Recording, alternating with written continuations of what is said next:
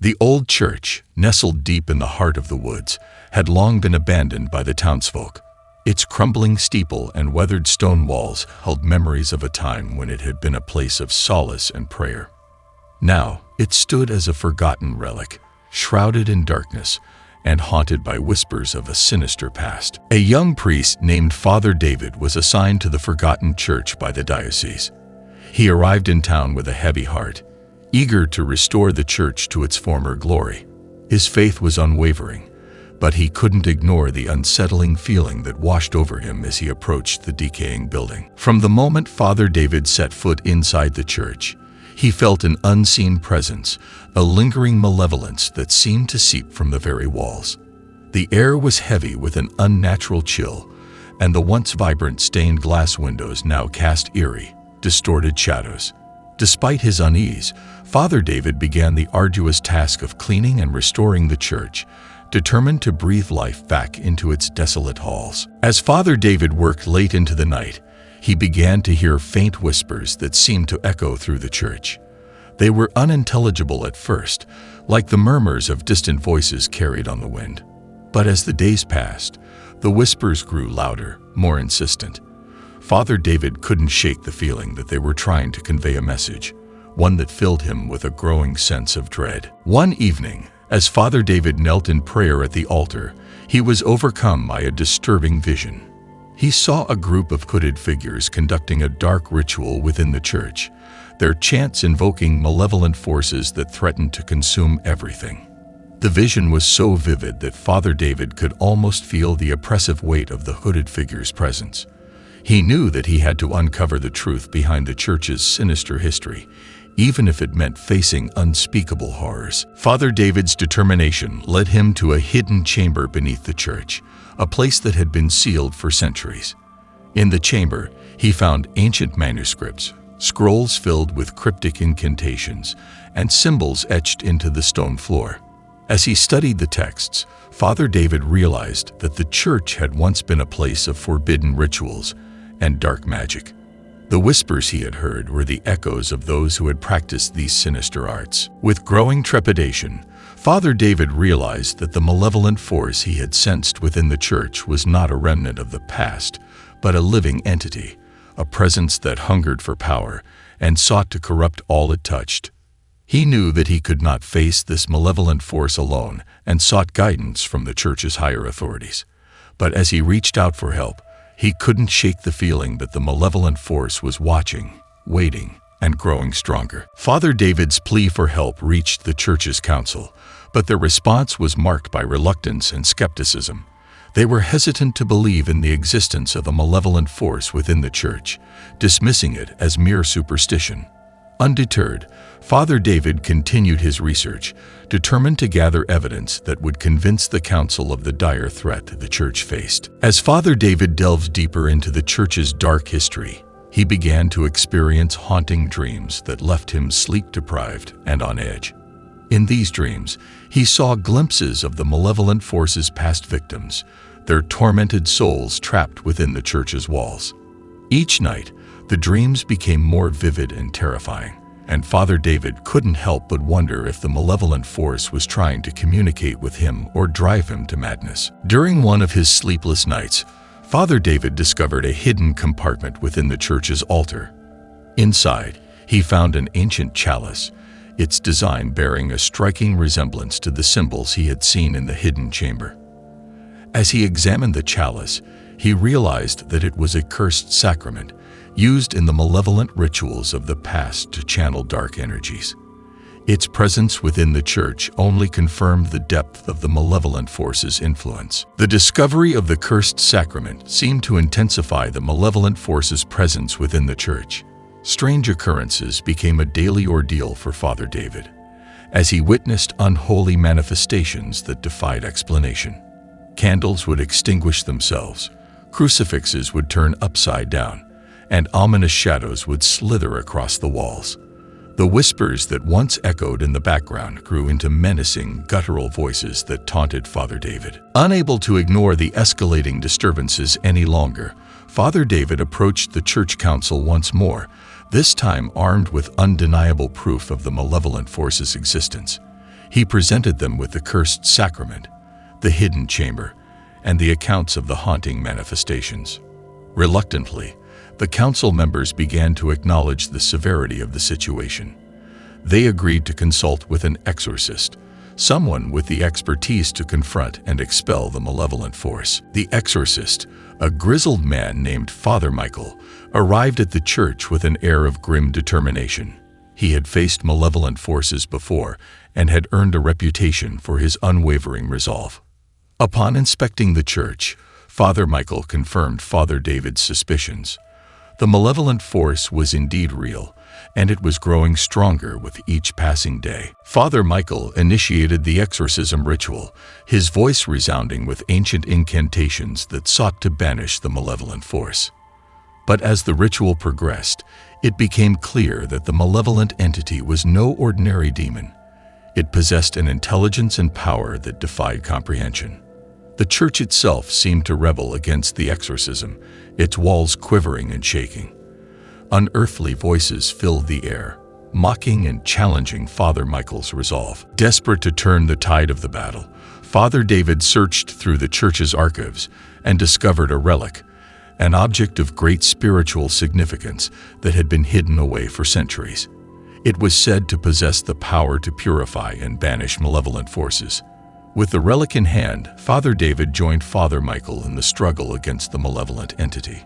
Together, they chanted prayers and invoked the relic's power, their voices blending in a crescendo of faith. The malevolent entity, realizing the threat posed by the relic, lashed out with unrestrained fury. The church shook violently, and the very ground seemed to tremble beneath their feet. In a cacophony of screams and torment, the entity's malevolent energy surged, pushing back against the exorcism ritual. Father David and Father Michael struggled to maintain their resolve as the battle reached its climax. As the malevolent entity's power peaked, Father David and Father Michael channeled the relic's energy, their faith unwavering. A blinding light radiated from the relic, pushing back the malevolent force.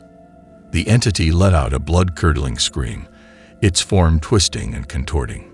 It fought desperately to maintain its hold on the church, but the relic's power was too much to bear.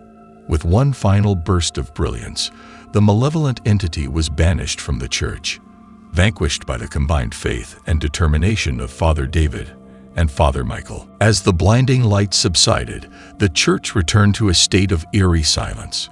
The haunting manifestations ceased, and an overwhelming sense of peace washed over the sacred space.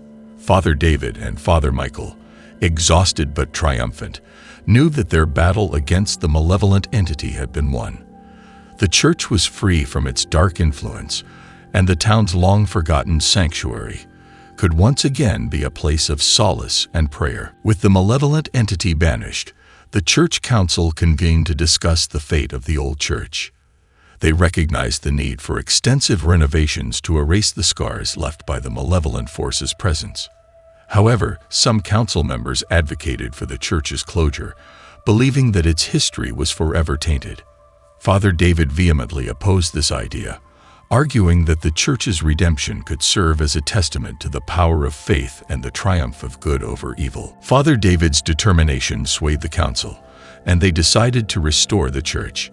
It would be a long and arduous process, but the townsfolk rallied behind the effort, volunteering their time and resources. As the renovations progressed, Father David discovered hidden relics and artifacts within the church, holy objects that had been concealed by previous generations in an effort to protect them from the malevolent entity. These artifacts, once feared as cursed, were now revered as symbols of the church's resilience. During the church's restoration, a hidden chamber beneath the altar was uncovered. Inside, a collection of journals and records shed light on the malevolent entity's origins and its connection to a former priest named Father Matthias.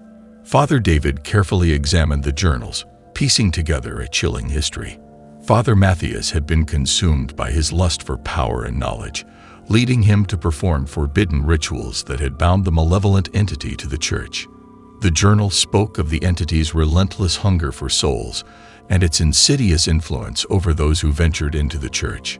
Father David knew that they had not yet unraveled the full extent of the entity's dark history. As the church's restoration continued, eerie occurrences began to plague the workers. Tools vanished, unexplained footsteps echoed in the empty aisles, and whispers filled the air once more. The council members who had initially doubted the malevolent force's existence were now forced to confront the undeniable reality. They reached out to Father David, who realized that the malevolent entity's influence was not easily eradicated. Determined to protect the church and the townsfolk, Father David embarked on a new quest to find a way to break the curse once and for all. The malevolent entity's resurgence tested the faith of the townsfolk and strained the council's patience. The once vibrant congregation dwindled as fear of the church's haunting reputation spread throughout the town. Father David's sermons grew somber as he tried to reassure the remaining faithful. He urged them to stand firm and not let the malevolent entity's malevolence extinguish their faith. But even Father David's conviction began to waver as the malevolent force continued to assert its presence. Father David became increasingly tormented by the sinister whispers that filled the church. They seemed to seep into his thoughts, planting seeds of doubt and despair. Late at night, as he prayed alone in the church, he heard the malevolent entity's voice echoing in his mind.